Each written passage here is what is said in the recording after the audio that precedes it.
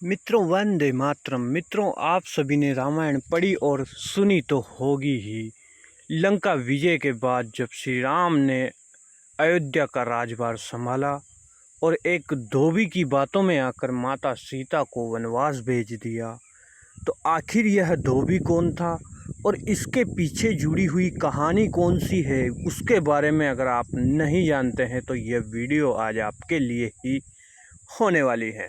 जी हाँ मित्रों, रामायण के अंत में जब माता सीता को वनवास मिलता है, किसी धोबी की बातों में आकर श्री राम उनको वनवास भेज देते हैं। तो आखिर वह धोबी कौन था और ऐसा कौन सा श्राप माता सीता को मिला हुआ था जिसकी वजह से माता सीता को गर्भावस्था में श्री राम से दूर वन में जाना पड़ा।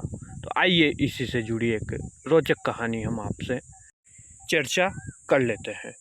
बात उस समय की है जब मिथिला के राजा महाराज जनक हुआ करते थे और उनके राज्य में एक बार अकाल पड़ा। तब उन्होंने खेतों में हल चलाने का निर्णय किया। जब वे हल चला रहे थे तो जमीन में से एक कलश उनको प्राप्त हुआ और कलश में से माता सीता का जन्म हुआ।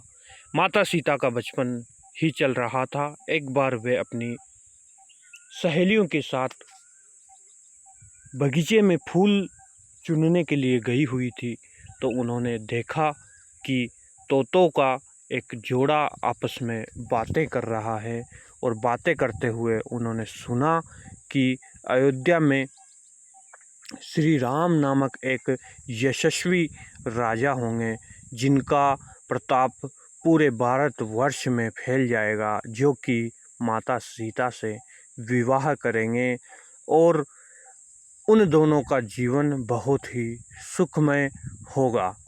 इतना सुनकर माता सीता को लगा कि ये हमारी ही बात कर रहे हैं।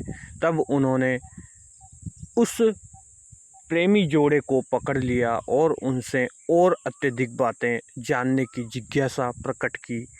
तब तोतों ने बताया कि श्री राम बहुत ही सुंदर और उनकी आँखें बड़ी बड़ी होगी और उनकी आजानुबाहु होंगे, अर्थात उनकी बाहें कमर तक आती हुई होगी। अर्थात उनकी सुंदरता का चित्रण उन तोतों के द्वारा किया गया और सीता के बारे में भी पूछा गया। जब माता सीता ने बाल्यावस्था में उनसे पूछा कि वह सीता मैं ही हूँ क्या, तब उन्होंने कहा कि यह तो हमें पता नहीं है और तुम अभी बाल्यावस्था में हो। हमने यह सब महर्षि वाल्मीकि के आश्रम में सुना। महर्षि वाल्मीकि रामायण नामक महाकाव्य लिख रहे हैं और अपने शिष्यों के साथ वे इस महाकाव्य की चर्चा भी करते रहते हैं। वहीं से हमने यह कथा सुनी है और श्री राम और माता सीता के बारे में भी हमने वहीं से सुना है। तब माता सीता की और अत्यधिक जिज्ञासा जागी और उन्होंने उन दोनों पक्षियों को कैद कर लेने का सोचा।